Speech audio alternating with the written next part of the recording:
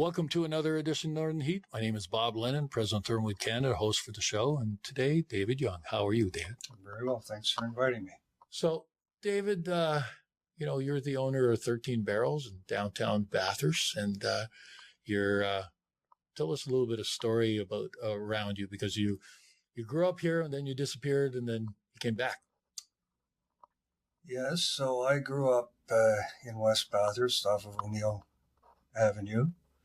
Drive, I guess, and one of the middle child of five, so I was able to stay under the radar.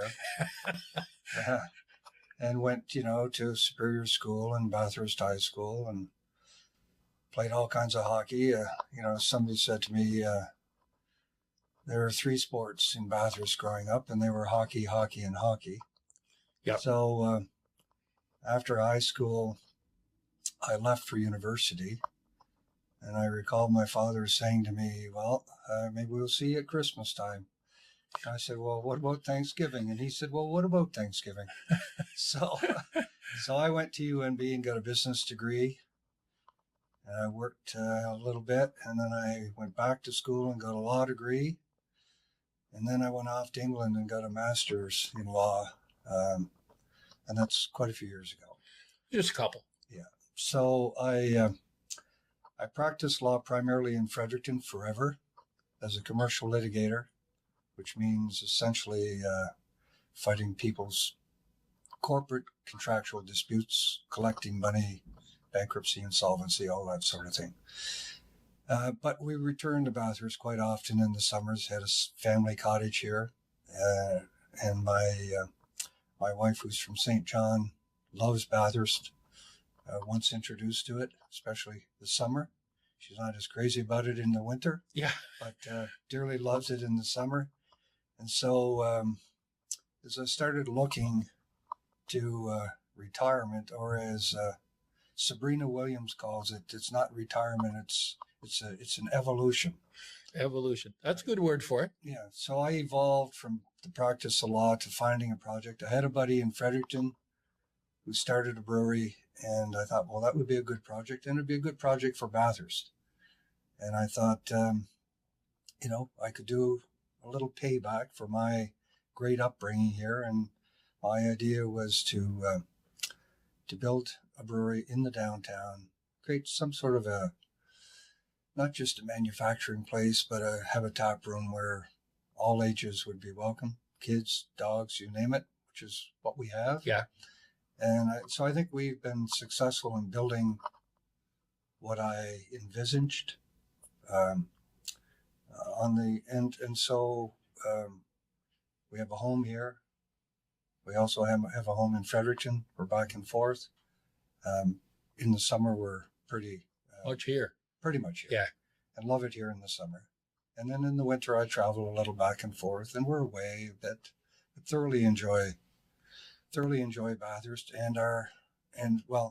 depends on the day of the week. Some days it's my brewery, and some days it's our brewery. Okay. Well, and I'm sure that happens all the time.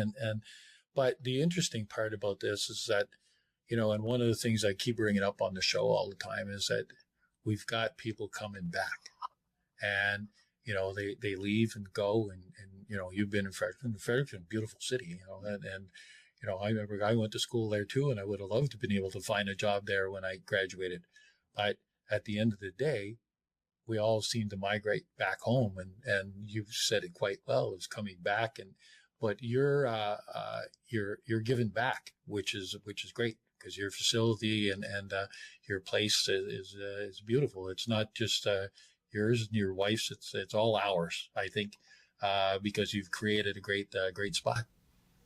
Yeah, I sort of see it as a bit of a Cheers almost.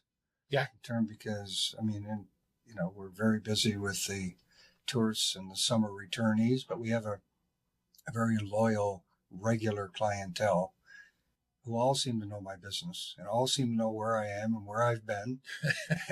So it's quite neat that way. Yeah. And the view, had you looked at different places, and how did you come up to deciding to parking it in behind the the Bank of Montreal, because the view that you've got there of the harbour is unbelievable. Yeah, I had looked at other locations, but parking was the big issue. Okay. And so I gravitated to that location. It was a parking lot.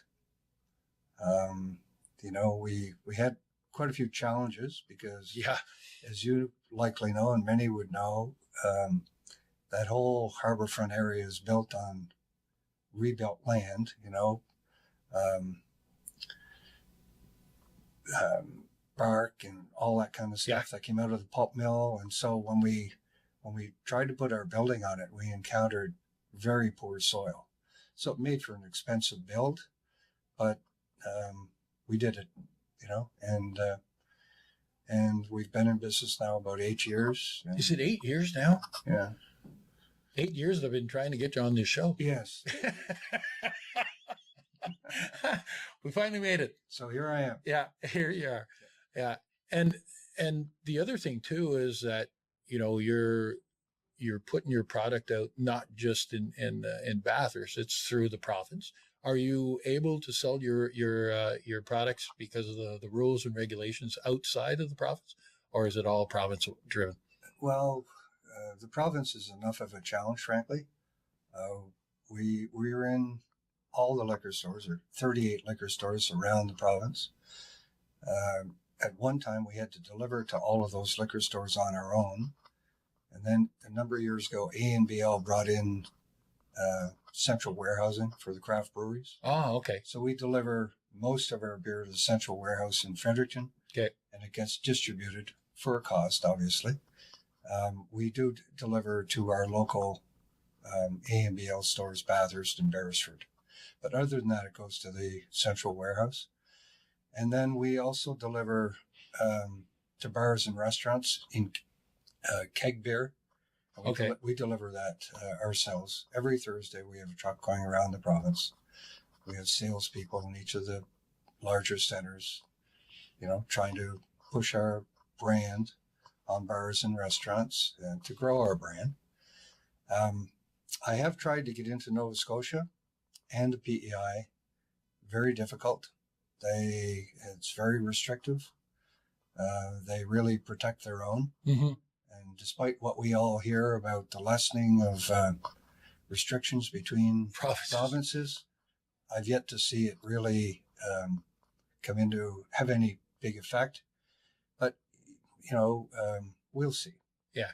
Well, I know that on the news this morning, there was an interview with our premier, and that was one of the questions that she got asked was the lessening of the rules in between. And she said a lot of things have been done, but she said the food and beverage is still one of them that they need to be able to tackle. So that's one of them that you fit into, definitely fit into the game. But just as long as the province is keeping you busy, that's an important one too. But you also, it's not just the fact of getting known across the province, is that, but because you've got the tap room and because you've got a place that people go, you're also supporting a lot of local artists too. Oh, absolutely. We have live music at 13 Barrels every Saturday. We also have live music most Thursdays. We feature on Thursdays a local music teacher, John Boulay, who will bring some of his music students in on Thursday evenings and give them an opportunity to play in front of the public. So we don't do that every Thursday. In the winter, it's usually every second. We're doing it more regularly in the spring and summer and fall months. But so, I think it's important for people to realize what any small business contributes to the community in terms of employment and paying taxes and buying locally. And, we, for example, when we make beer, we have spent grain. So usually it's malted barley. Once we use the barley, it's still got a use. And so we have a local beef farmer who comes in, picks up the spent grain and takes it for his cows. And they love it. It's like a treat. Right? Well, imagine. So I think the alcohol is removed. Yeah. They like the starch. Yeah. But, yeah. So in all kinds of little ways, it has a trickle effect. So we recently we get into brewing a non-alcohol beer, a 0.5. It's we're noticing this month especially that it seems to be sales of it seem to be especially vigorous with dry January folks and That's yeah. But the beauty of this beer, it's called Just Beer. It's a 0.5, is it you can have a beer or two or whatever. You're safe to drive. You're safe to operate your chainsaw. We don't have to sell it in the liquor stores. So what we're trying to do is to get it into convenience stores and even fast food restaurants. Because it's an option, right? Okay. Now there's safe to drive your car and operate the chainsaw. That would only come up in northern New Brunswick. Exactly. So the last thing I'd like to touch on too is that the reason why we were able to get you in here today is that we had an organizing committee meeting with Hospitality Days, and we're looking at how we can make the block party different this year than others, and incorporating yourself, Four Rivers into the organization, and looking at a bit of a, going to call it the River Walk, unless somebody else has got a better idea, but of just moving the crowd instead of changing the bands, is that we're going to move the crowd from one stage to another and get to downtown. So, and you're going to be part of that, and really appreciate it. You got any comments that you'd want to bring up about that? I think it's a great concept. I mean, we're looking forward to it. It just expands and grows on the Hospitality Days event, the entire event, and I think we're seeing a lot of interest in with the fact that New Brunswickers as well as other Canadians are more anxious to stay at home. Yeah, people are coming to Bathurst from other parts of New Brunswick. They're looking for things to do. They're looking for destinations. Hospitality Days is a good destination. I think this year we're going to see a lot of people in Bathurst for Hospitality Days. And again, this is another event that will round out the musical events at Vickers Field. And it's just something else to put on the agenda to attract people to the Hospitality Days destination. Well, I want to thank you for two things. One of them, I want to thank you on behalf of the Hospitality Day Committee to offer to participate in this exercise of growing this the festival and being part of it in that aspect, because it's a little bit bigger than what we've asked you to do in the past. And the other part is that I want to thank you for coming back to Bathurst and building this new establishment that's bringing people, a gathering place where we could go meet our friends and have those activities, and what you're doing for the community. So I really appreciate it, David. And on behalf of everybody in the community and all our listeners, and it's great to have you back. Thank you very much. Oh, no thanks necessary, but thanks anyway. And there we have it. Another edition of Northern Heat for this week, a place you come to listen to those stories that haven't been discovered yet.